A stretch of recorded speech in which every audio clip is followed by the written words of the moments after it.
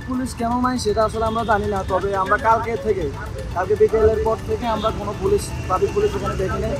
সেজন্য আমরা যারা এখানে স্থানীয় ভাইয়েরা আছি, আমরা এখানে যাতে যানজট সৃষ্টি না হয় সেজন্য আমরা এখানে কাজ করতেছি।